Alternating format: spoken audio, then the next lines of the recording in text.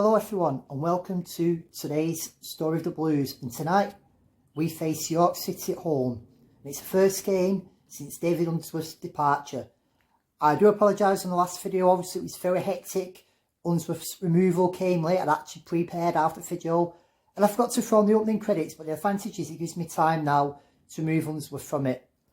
Obviously all sorts of names are now being shouted across Twitter. Who's going to get the job? Who's doing this? Who's doing that? One thing we've noticed is a couple of ex-players have come out or have liked stuff, players' relatives, which proves my point. I think that he lost the dressing room and he proved unpopular amongst quite a number of them, especially a few of the ex-players who have now gone. Anyway, today, Steve Thompson is in charge. He's interim manager. And tonight, we've got to get behind him. There's been a few shouts of whether he'll get the job permanently. That's down to the board. As I've said, and I'll stick by it, in my opinion, we need experience and someone who knows this league. Now, obviously, Frank did an interview on Oldham Radio Communities today. There's a couple of points he took out about him, obviously, David leaving. One of them, he said about Bromley's facilities, how they're paying less money, they've got less budget, they've got 6 5-a-side pitches, they've got facilities for half of what we've got and what he's put his money in. I think that's hurt his pride a bit. Now, let me give you a comparison. In the early 90s, Crew, who were in the lower leagues, still are actually, were producing all sorts of youngsters. Craig Hignett, Ashley Ward. They were just bringing them out left, right and centre. Then you had all these big clubs with these. There were more centre of excellencies rather than academies, not producing them.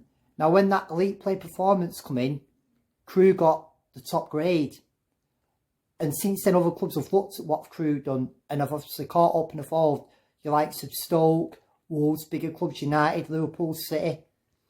And obviously, the last player I know from Crew to produce is Powell. I think this is the same with Frankie. He's thinking, hang on, we're bigger than Bromley. We've got a fan base. So I've put all this money into this team.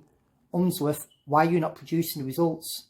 Secondly, was the fan who told him he'd spent £150 going down. So again, now, don't get me wrong, as football fans, we accept you win games, you lose games. We go on good runs, we go on bad runs. Now, it's a strange comparison to compare Bromley a year ago, because number one, it was Unsworth's first game. Number two, it was a new ground for everyone, more or less. So I'm going to compare also to Boreham Wood, which was on a Saturday this year, a newish ground, and obviously Dorking at home where there was no Premier League football, so it was an international weekend. Bring your mates, get people behind the terraces. Usually, they can often, when a team's doing well, Oldham should get a bigger crowd. Football on, we should have a bigger crowd. Now, if you're paying £150 to come down to a game, petrol, if match tickets, food, if there's a family all combined in, train tickets even, and you're watching that, it wasn't a one-off, it was continuous dross under Unsworth.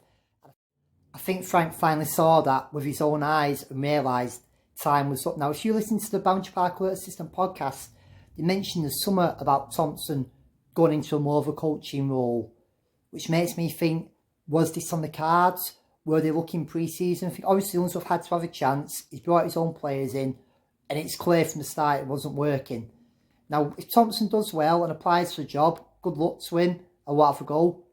I've just seen it happen so many times where interim managers come in, get a good run, get a few good results, and it goes tits up and doesn't work, and we're in the same boat again. Remember, because then once you've done the coaching, you've got the job. I know he's in charge of recruitment, so you've got the transfers and everything, the day-to-day coaching. And his only previous experience was as Blackpool's caretaker manager. Now, I'm still looking towards the Cowley brothers. I think they would be a great appointment. Some said the football's not good. They're organised. They've got a winning mentality. And the times I have seen them, to be fair, the teams haven't looked bad. They've looked organised. They know how to win games. My second one would be Darryl Clark. Again, a proven winner at this level. My third pick, and I'm actually more favouring towards him, is Williamson from Gateshead. What he's done there has been well. He's installed a winning mentality. Obviously, he struggled to start with, but he rebuilt him. He's been to Wembley. He's got a promotion with him. And he's got a good attacking-minded football. Now, I know, as I've said under Unsworth, you're not going to get attacking-minded teams in this league. Sometimes it is going to be scrappy 1-0 wins, but it'll be entertaining, it'll be good to watch, and more importantly, we'll be competing, we'll be competitive. We won't have players stood around looking like statues as we did on Saturday, players looking lost. And I'm all for giving Williamson a try, me. Even if this year we got to the stage with him where we just missed out on the playoffs, I know next year he will go all firing guns and he will bring the right players in alongside what we've got strength in the squad. Obviously, at the moment, it's not a tidy up job, which is why we need a good solid appointment. And Thompson's got the advantage that we've got a few good winning games. Now York and Oxford have both, who were playing Saturday, hit a bit of form now, but I'll go into that later. And obviously I'm going to talk about some of the candidates further on in the video. Now York themselves, initially, I thought they would struggle. Obviously in the summer, I can't pronounce his name, but when I have a go, I've heard a few mixed things about the chairman, the co-owner, Matthew Uglaga, that made me think they'd struggle. And they brought in some good players, the likes of Woodyard from Wimbledon, who's very experienced on a good deal. Callum Howe, Tyler Corner, who we were linked with also, and that Dippo Aikiemi, who's not a bad striker. Now obviously, they've sacked Merton and now brought in Neil Ardley, who's very experienced at this level. Obviously won promotion with Wimbledon. He's been in the final with both Notts County and Solihull previously. So he knows this league and he had a good prolonged playing career. Those that love 90s football, look him up, especially as part of that good Wimbledon team that was in the top flight for so long. Obviously, they had a good win on Saturday and now they're basically up in the game. The chairman's thought he's not waiting around, and like every other club, he wants out this league, he wants promotion at the earliest opportunity he can. Now they've got a habit of scoring late goals, but they've also conceded a fair few also. So tonight should be a very interesting game. So tonight we play York City at home. It's the first game since David Unsworth left, and in charge is Thompson. Hopefully we'll get a response from the players. It's been clear, judging by the stuff on Instagram, Twitter, that a lot of players have fallen out from this. Hopefully I won't surprise to see Tollett, Reid or Willoughby on the score sheet. Hopefully the players will respond and we'll get back to winning ways tonight. Now we're playing York City with themselves, got rid of the manager Morton, but we're quite the fast experience. Neil Ardley, who's won promotion with Wimbledon and reached 2 playoff finals with both Solihull and Notts County. They got the first win of the season on Saturday at home to Southend. Obviously, they've had 4 other draws, which made up double points and numerous losses. They've also conceded a lot of late goals this season. Last year, we beat them at home 2-0 and drew away with them 2-2. They've got good squad players like Woodcock, Cordner in there, Aidy Amy. So hopefully today we can go out and get this win. Come Oldham, back to winning ways. York are currently in 20th place, just outside the bottom 4. They've won 1, drawn 4 and lost 5. Their first win actually came on Saturday at home to Southend, who went down to 10 men. They've scored 13 goals and conceded 17 goals. Obviously, late goals in a game against Kidderminster, Rochdale and at Dorking, so they have a habit of their heads dropping and the fences dipping. Obviously, that's something we can hopefully capitalise on and keep on pressing them.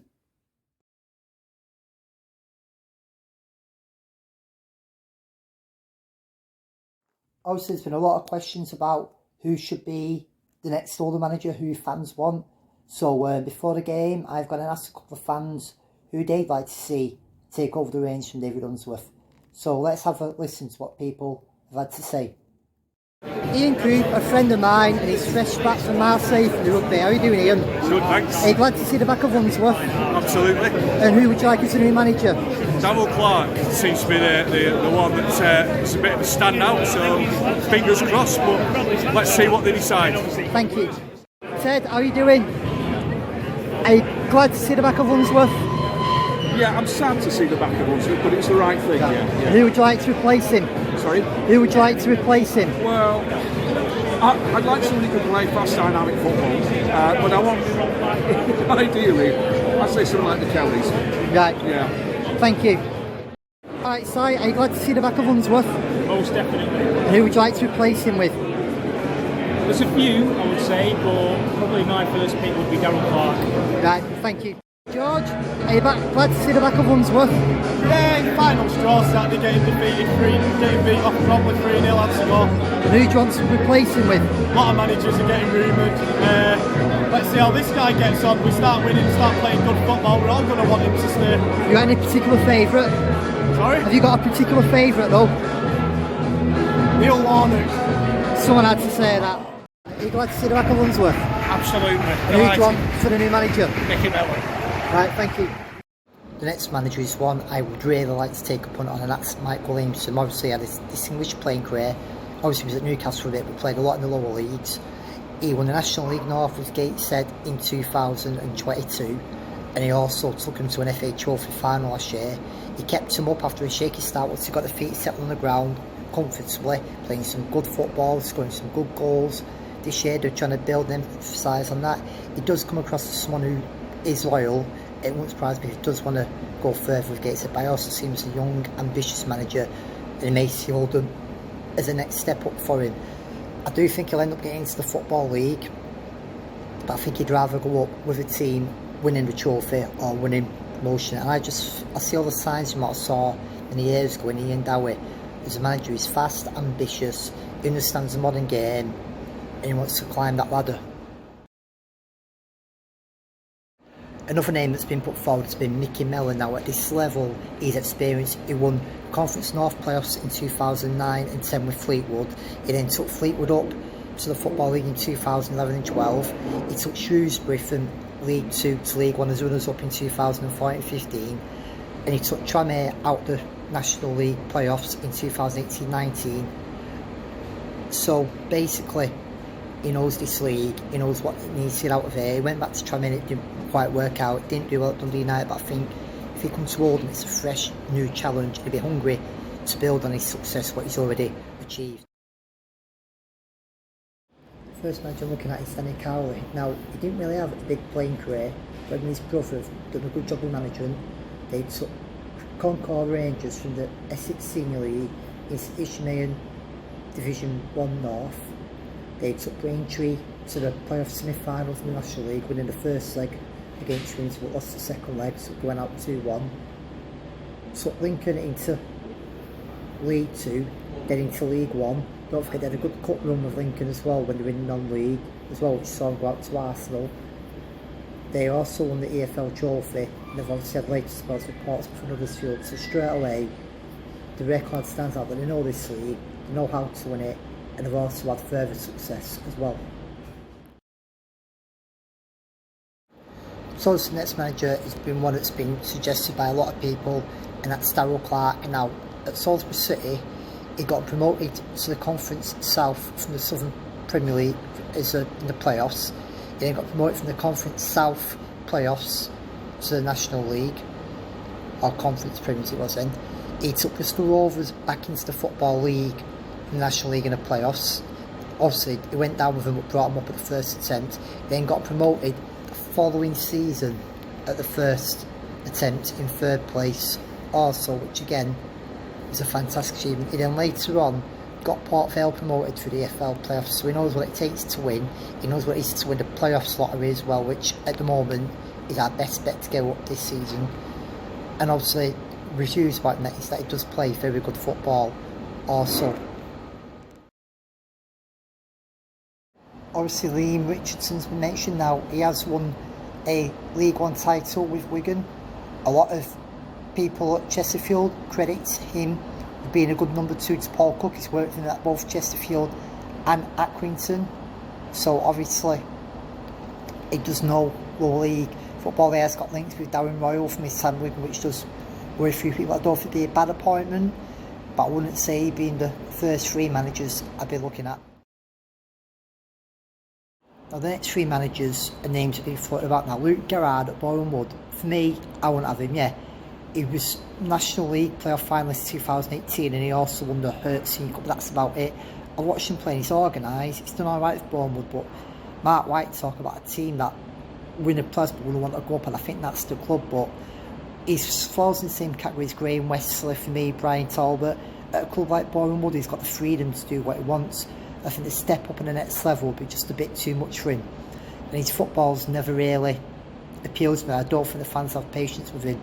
Same goes for Stuart Marnard at Wellston. He's done all right, but I want to see a bit more from him. I just think he doesn't send me the same vibes as Williamson does. I guess the only one Wellston have played well, but he's got experience, but not really any honours to back him up here. The final person I keep hearing is Neil Warnock. Warnock isn't going to drop down to the National League. Yeah, Oldham are one of the few clubs he had a bad spell at, but his football's out of date. I think a lot of younger players want managers. Okay, we're not going to get a Pep or a Klopp, obviously, but managers who share the same principles as those who want to play football. Warnock, if he got the job, expectations would shoot through the roof. With a little patience, and it wouldn't be good to watch. And yeah, it would probably get us up there, but it's how the players respond to it. I just don't think it'd be a good appointment. But then again, I just don't see it happening at this level whatsoever. And the rain has stopped. The sun did briefly come out. It's not dark. The floodlights aren't on yet. But tonight's night, hopefully Oldham will get back to winning ways. Don't sit at home. New start, new era. Come on, Oldham. Let's have this.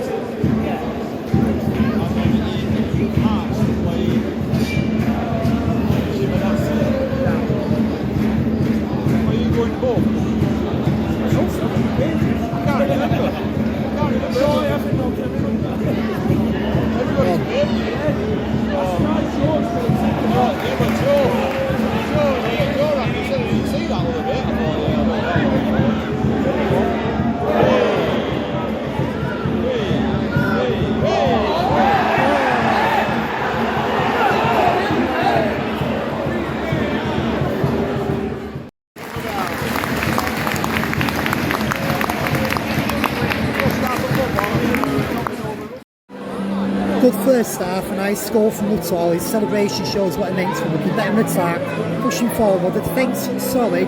York are a team that are playing good football. A month ago, this would have been a 0-0 roof ball between both teams, but they're going back into it, get that second goal early and put the game to bed.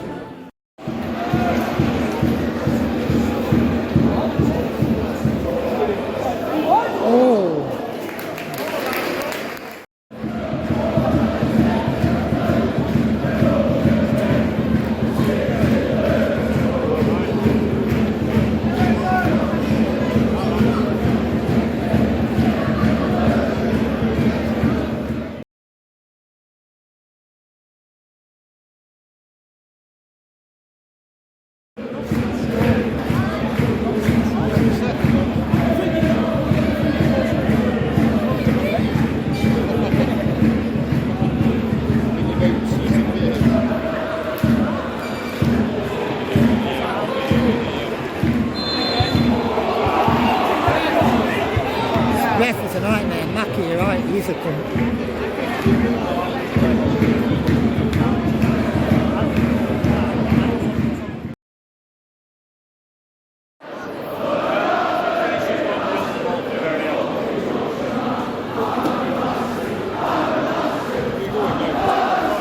You should be telling him.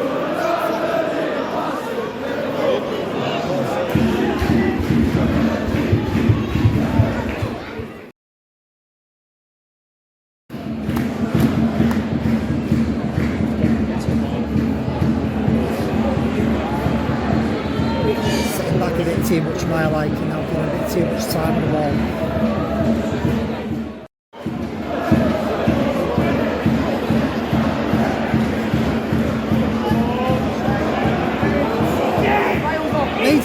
Close them down.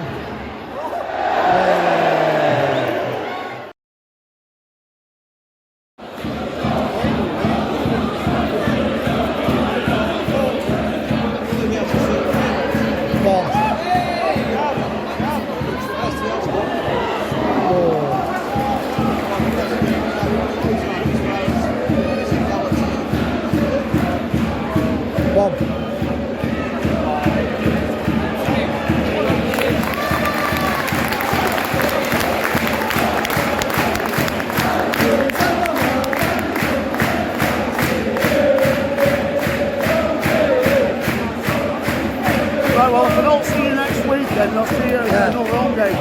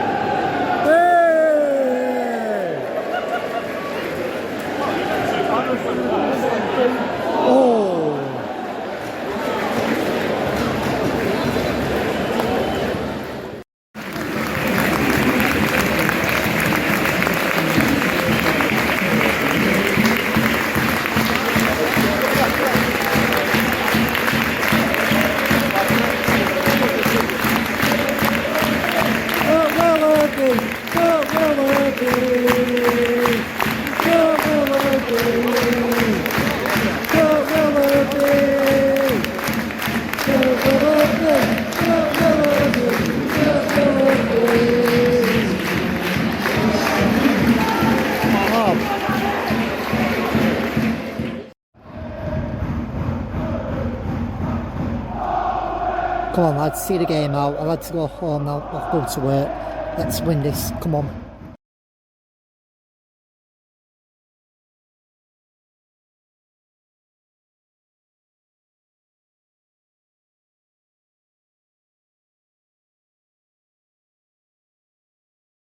What a great win.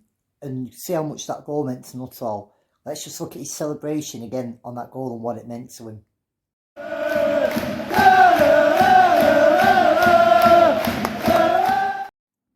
Tonight, everything clicked. Everything went well. It was like someone had just given them a football and said, go and do what you want, lad. Go and do what you want. Do what you do best, and that's play football. If you let a team attack, let a bunch of players play football, they will do it. It was fluid. It was good to watch. Well, no one had a bad game, in my opinion. Hudson was solid at the back. In net, Hobson once again controlling that defence, winning everything. Hogan, I thought, played really well. In midfield, Shearer and Garner both put in man of the match performances. Nuttall, I know when I talked about players had a point to prove, I didn't really include Nuttall, but Nuttall showed what he can do. I do think there's a little bit of him saying, look, people, give me the chance, this is what I'm good at. Reid, obviously I missed his goal at first, so I went to work, but I've seen it since, and he took it really well. Willoughby worked his socks off, he was involved in Nuttall's goal also. I just think it was great to watch. Composed, we went for it. Obviously, we looked a bit tired in areas. York, to the credit, played well. Had this game been played 1 month ago, and I reckon it would have been a dull 0-0 job. Obviously, York got rid of their manager, and they like to play it from the back. And to be fair, they had that spell where they came at us, but we held our nerve. We killed the game off, and this is what we want to see. We've got a clean sheet also. Now, we've got to build on this. Obviously, fair play to Steve Thompson. He set them up well. And I liked his comments after the game. Obviously, we roll on now to the Oxford game. Some people said, should we bring Norwood in? I personally will keep Norwood on the bench. Stick with the same starting 11. Obviously, competition's important. It keeps it healthy. But We play Kidderminster next Tuesday, and as it stands, they don't score many, but they certainly don't concede many. So having them fresh for that, I think, for a team that probably do the best to stop us from scoring. But one game at a time. Let's bring the Oxford game in first. It was good to see Alan Hope make an appearance on Tuesday night. Again, another player that seems to have been frozen out by Unsworth. It's good to see that he's got a clean slate by Steve Thompson. Obviously, before that assault last year, he looked a good player at his level, one of the better ones, and clearly he has a point to prove. It's good to see that he's saying, right, come on, show me what you've got. To the players in the squad. Sutton again, I thought played well. He's another player that's come in for a bit of stick recently. I thought Green played alright. I do still think he's not quite there fitness, but he played that lovely ball in to Nuttall when he scored. Dickinson, I still think we've got to see the best of him yet. Obviously played well against Aldershot, and I don't like to say it, but I do look at the Aldershot game Unsworth as a bit of a fluke. But now we've shown this team is capable of what they can do. Another thing I noticed was the lead boards had goal when we scored on. So we'll come on Oldham. Reminds me of the old scoreboard, both when the Rocky Road then was a terrace, and obviously when it became an old seater, so maybe we can do a bit more of it. Can we get the referee back crying, possibly?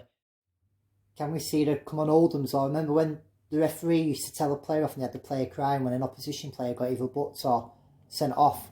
Do you know what? There's a lot of potential they can do with these lead boards now.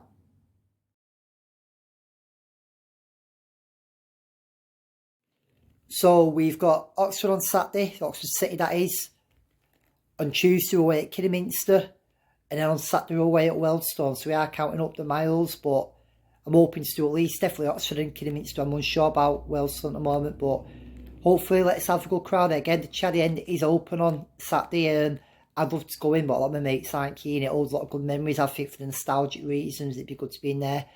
So fingers crossed we can make it back-to-back wins. Come on, Oldham. Thanks for watching, and I'll see you all on the terraces.